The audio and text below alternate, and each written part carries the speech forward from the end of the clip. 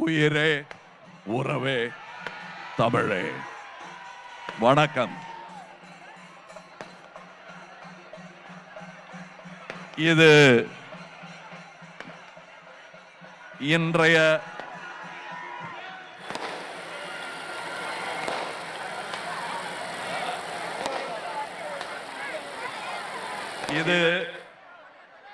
தமிழகத்தை ஆண்டு கொண்டிருப்பவரின் தொகுதி.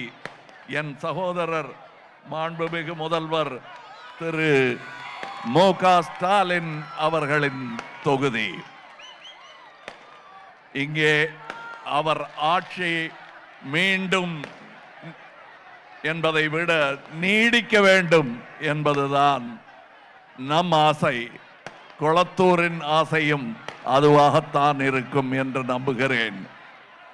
இன்று பாராளுமன்றத்தில் நாம் வென்றிருக்கும் வெற்றி தமிழ்நாட்டை தேய்க்கவும் நசுக்கவும் பார்த்த சக்திகளை முறியடித்த முரசொலி எழுப்பி இங்கே வந்திருக்கிறோம் நாங்கள். அதுதான் நம் வெற்றியின் ஆரம்பமாகவே நான் நினைக்கிறேன்.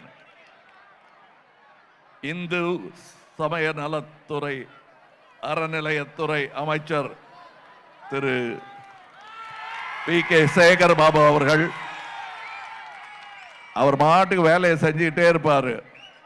அதான் 79 கோயில் 79 கரெக்டா 79 கோயில்களுக்கு குடமுழுக்க செய்தவர் இவர். அதுல என்னங்க பெரிய விஷயம்னா ராஜராஜ சோழனை விட ஜாஸ்தி இவர் செஞ்சிருக்கிறது. அதெல்லாம் வேண்டாங்க, தமிழ்நாட்டுக்காக செய்தேன் என்கிறார் அவர். அதுதான் நல்ல உள்ளம். அப்படி நல்ல உள்ளங்கள் நிறைய பேர் இருக்கும் கட்சி திராவிட முன்னேற்ற கழகம். அது எப்படி அவ்வாறு ஆயிற்று என்பதை சிறு வயது முதல் நான் பார்த்து கொண்டிருக்கிறேன். 3 தலைமுறைகளாக எனக்கு திராவிட முன்னேற்ற கழகத்துடன் தொடர்பு இருக்கிறது என்பது மறைக்க முடியாத மறுக்க முடியாத உண்மை. மூத்த வழக்கறிஞர் விடுதலை தொகுதி பார்வையாளர் திரு ஐசிஎஃப் முரளிதரன் கொளத்தூர் கிழக்கு பகுதி செயலாளர், திரு நாகராஜன் கொளத்தூர் மேற்கு பகுதி செயலாளர் ஆகியோர்தான் இந்த கூட்டம் மற்ற கூட்டங்கள் விபத்துகள் நடக்கும் கூட்டங்கள் போல் இல்லாமல் அற்புதமாக இத்தனை மக்கள் பெண்கள் கூடியிருந்தும் அற்புதமாக நடந்து கொண்டிருக்கிறது. திராவிட முன்னேற்ற கழகத்தின் சார்பாக எங்களுக்கு தரப்பட்டுள்ள ஒருங்கிணைப்பாளர் திரு அழகிரி சதாசிவம் அவர்கள், மாநில துணை செயலாளர் ஐடி விங், இது போக மக்கள் நீதி மையத்தின் சென்னை மண்டல செயலாளர் திரு மயில்வாகனன் தணிகவேல், எம்என்எம் கட்சி நிர்வாகிகள் எம்.கே. சுரேஷ், சரவணகுமார், பிரசில்டா நான்சி, ராஜேந்திரன் ஆகியோர்கள் என்னை போலவே தன்னலம் இல்லாமல் தமிழ்நாட்டிற்காக இங்கே கூடியிருக்கிறார்கள். அவர்கள் பிடித்திருக்கும் கொடி கட்சிக்காக மட்டுமல்ல, தமிழ்நாட்டுக்காகவும் தான். நாளை மலரப்போகும் திராவிட முன்னேற்ற கழக ஆட்சியை வாழ்த்துவதற்காகவும் இங்கே உயர்ந்திருக்கிறது. சரி, எதுக்கு இந்த ஆட்சி நீடிக்க வேண்டும் என்பதை கொஞ்சம் யோசிச்சு பாருங்க. சொன்னதை செய்தவர் திரு ஸ்டாலின் அவர்கள். அப்படி என்னங்க செஞ்சாரு? நாங்க செய்யாததை இன்னொருத்தர் குரல் கொடுக்க வாய்ப்புண்டு. நான் சொல்றேன், தமிழகத்திலேயே முதல் இடம், இந்தியாவிலேயே முதல் இடம் பிடித்திருக்கும் தமிழ்நாடு என்ற பெயர் எப்போது வந்தது என்று யோசித்து பாருங்கள். அப்படி யோசிச்சு பார்த்தீங்கன்னா இவர் சாதனை என்னன்னு புரியும். சொன்னதை செய்வோம், செய்ததை சொல்வோம் என்பது எத்தனை ஆண்டுகளுக்கு முன்னாடி நீங்கள் கேட்ட குரல் என்பதை யோசித்து பாருங்கள். அந்த குரலின் நீட்சி, அந்த குரலின் பிள்ளை இங்கே உங்கள் தொகுதியில் நிற்கிறார். சகோதரர் திரு மு.க. ஸ்டாலின் அவர்களுடன் எனக்கான நட்பு தலைமுறைகள் தாண்டியது என்றால் அது தற்பெருமையாகாது. இப்ப இந்த 8000 ரூபாய் கூப்பன் அது யார் வீட்டு சொத்து, இவர் மாட்டுக்கு சொல்லிட்டு போயிடுவாரு அப்படிங்கிறாங்க. இது யார் வீட்டு சொத்துங்கிறத நான் சொல்றேன் யார் வீட்டு சொத்துன்னு. நேரு உங்களுக்கு டேம் கட்டினாரு, அது யார் வீட்டு சொத்து? IIT எல்லாம் அமைத்தாரு, அது யார் வீட்டு சொத்து? அதே சொத்திலிருந்து எடுத்துத்தான் இவரும் கொடுக்கிறார் உங்களுக்கு. அந்த சொத்து யாருடையதுன்னு யோசிச்சு பாருங்க. உங்களுடையது.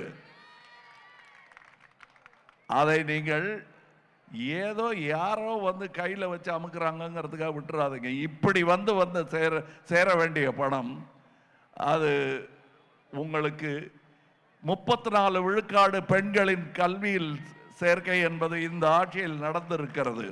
இந்த 34 ஐம்பதாகும்.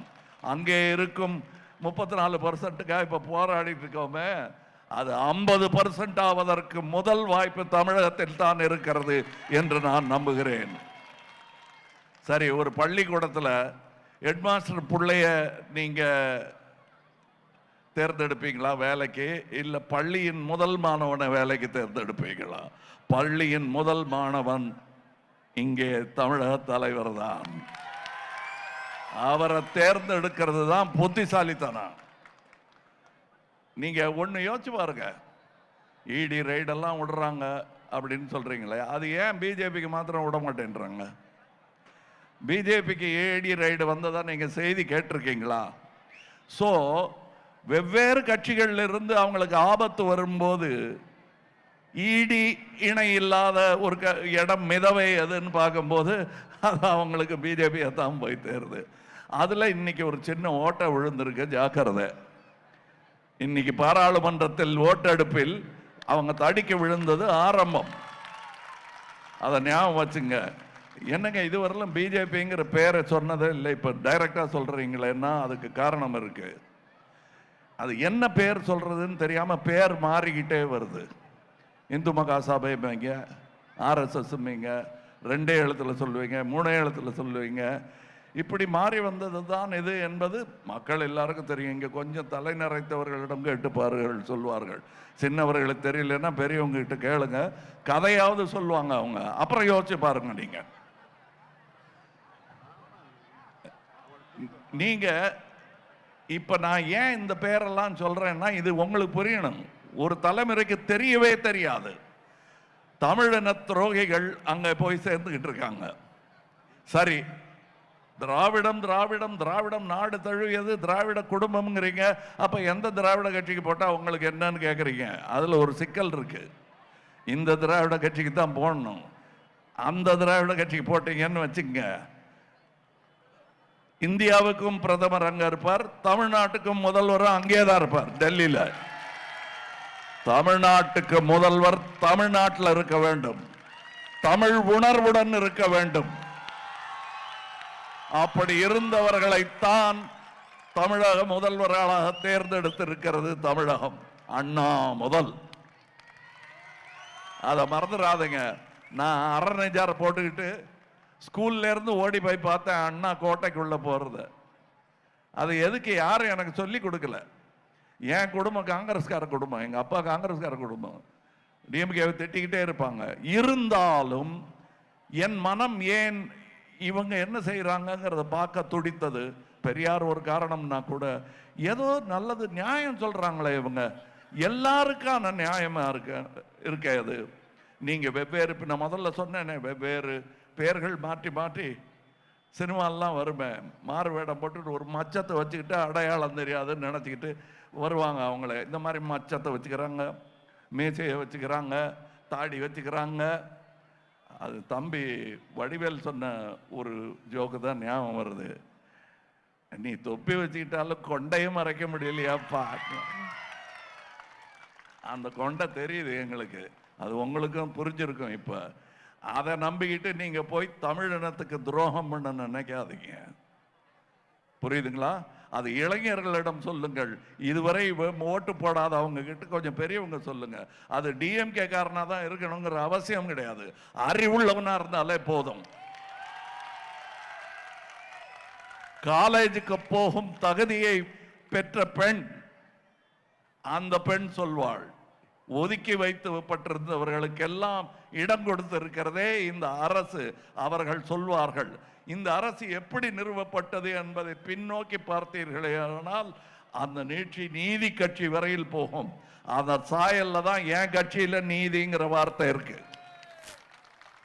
இதே வண்ணங்கள் அதிலும் இருக்கு. இது திராவிட குடும்பம் என்பதோட அர்த்தம் போக போக போக உங்களுக்கு புரியும். இல்லைன்னா எதுக்காக இங்க வந்து சேர்ந்திருக்கேன்? நான் ஓட்டுக்காகவா? இல்லை, எனக்கு என்ன ஓட்டு சீட்டு? இது நமக்கான ஓட்டு. அதுக்காகத்தான் நான் இங்க வந்து நிக்கிறேன். இதுல என்ன என் ஷூட்டிங் எல்லாம் அப்புறம் பார்த்துக்கலாம். என்னை வாழ வைத்த தமிழகம் என்னை மீண்டும் வாழ வைக்கும் என்ற நம்பிக்கை எனக்கு இருக்கிறது. ஆனால் இப்பொழுது நான் என் கடமையை செய்ய தவறினால், தமிழகத்தை சூழ்ச்சி சோர்ந்திருக்கும் வேளையில் நான் இந்த கடமையை செய்ய தவறினால் நான் தமிழன் என்று மாறுதட்டிக் கொள்ள முடியாது. 23 உங்கள் சின்னம் எதுவாக இருக்க வேண்டும்? கேட்கல, சத்தமா சொல்லுங்க. நான் மைக் வச்சிருக்கேன், உங்களுக்கு மைக்கு கிடையாது. உங்களுக்கு இருப்பது உங்கள் உணர்வும் நீங்க ஓட்டு போட போற பட்டியும் தான். அதையும் தொட்டு பார்த்து விழுந்துதா விழுகலையாங்கிறத கவனிச்சுக்கிட்டு போடுங்க. அங்க இருக்கிற உங்கள் பேர் விடுபடாமல் இருப்பதற்கான எல்லா போராட்டங்களையும் திராவிட முன்னேற்ற கழகம் நடத்தி கொண்டிருக்கிறது. மற்ற கட்சிகளும் நடத்தி கொண்டிருக்கிறார்கள். என் கட்சி ஆரம்பிக்கும் போது வந்த தலைவர், ஆம் ஆத்மி பார்ட்டியின் தலைவர், கோர்ட்ல நின்று டைரக்டா கேட்கிற கேள்விகளை எல்லாம் நமக்கு கிடைக்கும் வெற்றியாகத்தான் நினைக்க வேண்டும், இந்தியாவுக்கு கிடைக்கும் வெற்றியாகத்தான் நினைக்க வேண்டும். நானும் அது மாதிரியான ஒரு குரல் தான். இந்த குரல் ஓயாது, நீங்கள் ஓயவிடக் கூடாது. தேர்தல் நாள் 23 2026 இந்த மாசம், ரொம்ப நாட்கள் இல்லை. சின்னம் உதயசூரியன். வாக்களிக்க தவறாதீர்கள். இது நான் இந்த இடத்துல வந்து சத்தமா சொல்லி கேட்கணுங்கிறது இல்லை. உங்க உணர்வுகள் எப்படி பொங்கி இருக்கிறது, இங்கே யார் நிற்கிறார்கள் என்பது உங்களுக்கு தெரியும். நான் அவருக்காக மட்டும் கேட்கல, மொத்த கழகத்திற்காகவும் மொத்த தமிழ்நாட்டுக்காகவும் நான் இங்க சுத்திட்டு வரேன். நான் தலைவன் இருக்கின்றான் என்ற என் பாட்டு உங்களை விரைவில் வந்து சேரும். அதை கேட்டீங்கன்னா இன்னும் உணர்ச்சி பொங்கும். கேட்டுட்டு போய் ஓட்டு போட வேண்டிய இடத்துல போடுங்க. நான் மகிழ்வேன், நாம் மகிழ்வோம். நாளை நமதாகும். ஜெய் ஹிந்த்.